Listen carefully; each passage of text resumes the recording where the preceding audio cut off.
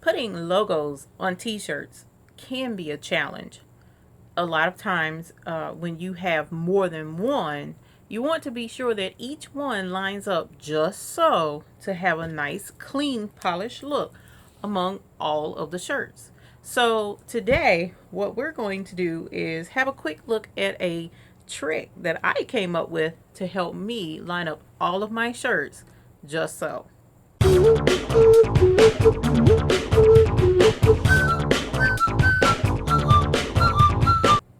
Greetings, YouTube. I'm Eve with The Baby's Booty. Now, an order that I just received is for 25 t-shirts with a custom logo on it. I've already done one of the t-shirts, and in getting my order ready, I was like, oh my gosh, this is another tip that I think everyone could benefit from, especially if they do t-shirt logos. So according to the graphic that you have there, it shows that your logo should be placed 7 to 9 inches down from the shoulder seam. And in using polo shirts, the graphic should be within roughly 4 to 5 inches in or over from the middle seam in the shirt. And that is pretty okay if you're doing just one shirt and you lay it out and you get your ruler and you mark it and you put your hoop and you have your one logo. However, when you're doing multiple shirts at one time and time is of the essence, you really don't have time to sit there and just measure out each shirt. In my instance, I like to see everything that I'm dealing with, as well as the most economical option available, and it really wasn't hard. It was not hard to do at all. So let's switch over to the cutting board. Well, actually, before we switch to the cutting board, again, one of my favorite things to use is the plastic cutting mat from Dollar Tree. So this little contraption here can help solve a whole lot of problems in your sewing studio. And we made a pattern out of this for our baby bibs, and I also have a pattern out of this for my burp cloths. Well, we're going to do a pattern out of this for our logo placement. Now let's switch over to the cutting table. Here we are at our cutting table, and as you see, here is the first shirt. It's a size large, and it already has the logo embroidered on it. I just finished that. So what we're going to do is switch over to this medium shirt to show you just how simple it was to come up with a guide that helps you line up your shirts.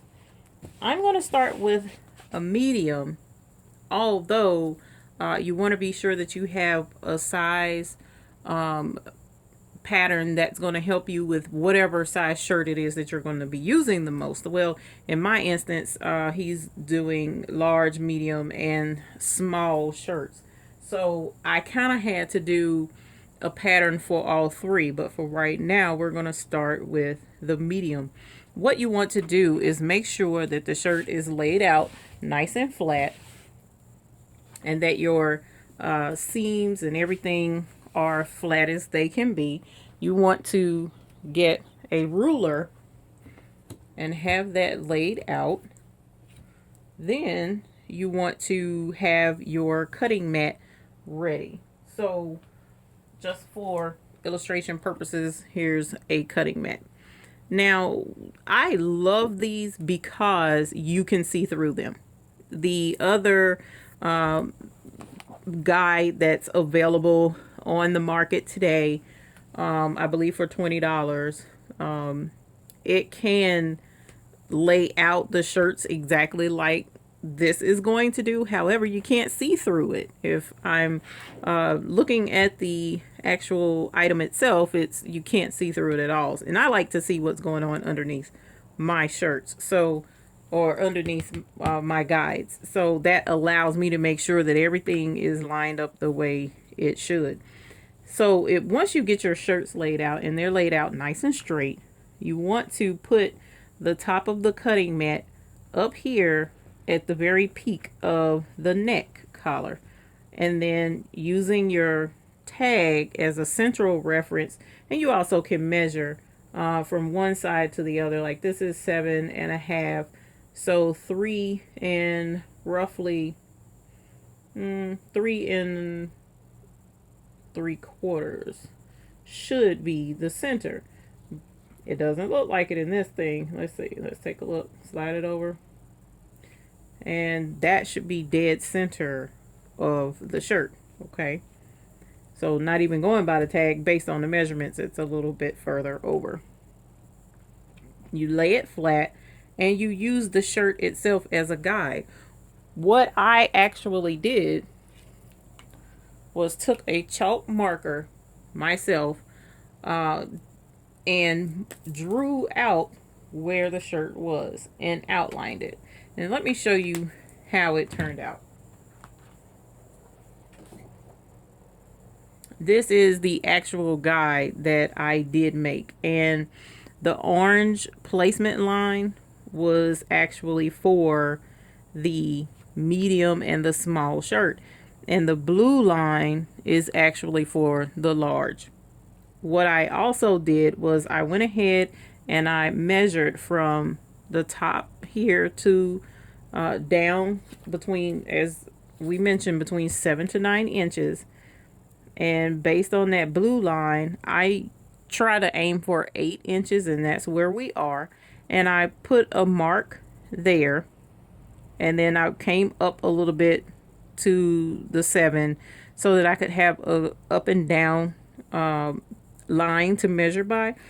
And then I came in from the center, and in this one it's 5 inches, and I actually need to come over some with this particular guide, and I'll be redoing this, but it should come over more to 4.5 to 4 inches, but I'm going to aim for 4.5 with my size medium shirts and my large shirts. But the guide itself will put it in its correct location.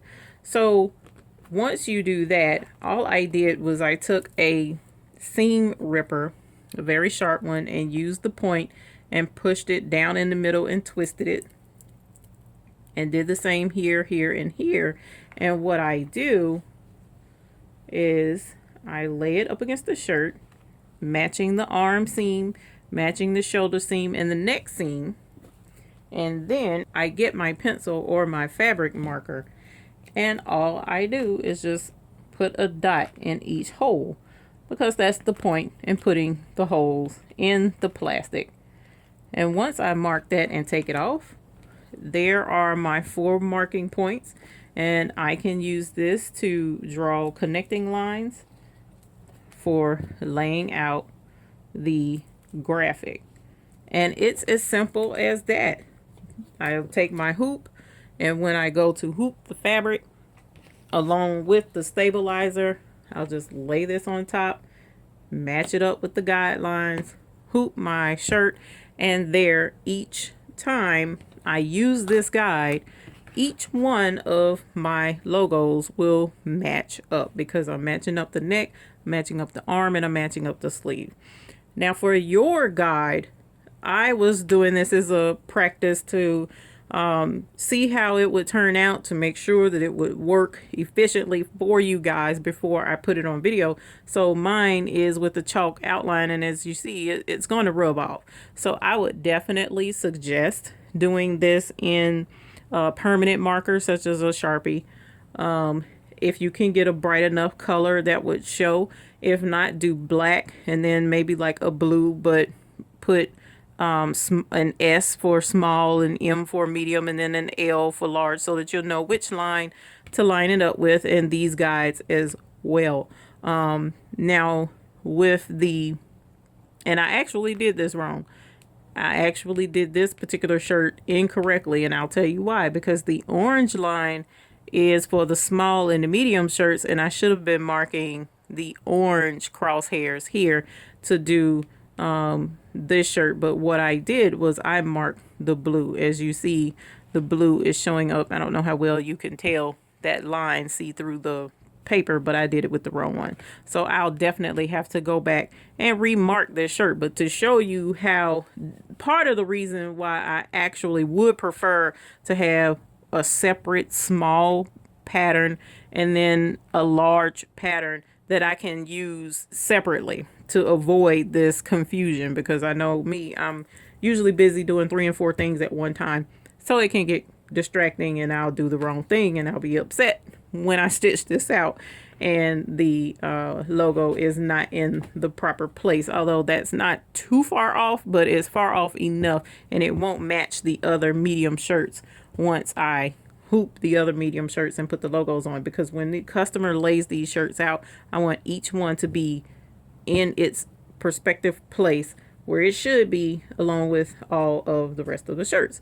So again, you just take your cutting mat. These are, you can get some from Dollar Tree.